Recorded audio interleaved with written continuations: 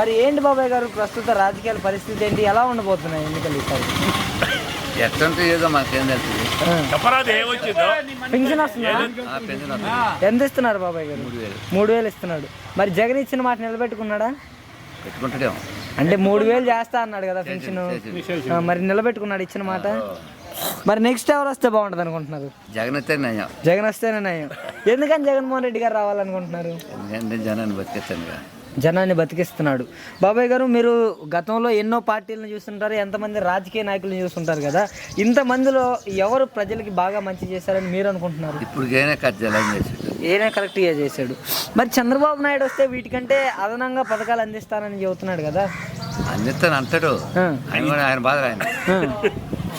Okay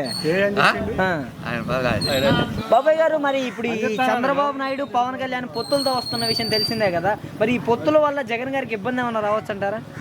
అదేం రాదు. పవన్ కళ్యాణ్ గారికి ఓటు కూడా ఓటు కూడా.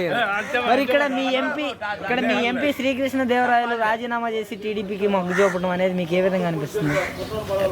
టీడీపీకి మొగ్గు చూపుతున్నాడు కదా ఇప్పుడు మీ ఎంపీ శ్రీకృష్ణ దేవరాయలు. ఓకే, మరి అనిల్ కుమార్ యాదవ్ గారిని నియమించారు కదా మీకు ఎంపీగా నర్సరాపేటకి. అనిల్ కుమార్ యాదవ్ గారు ఎక్కడైనా ఆయన నెల్లూరు, ఆయన గెలుస్తాడా?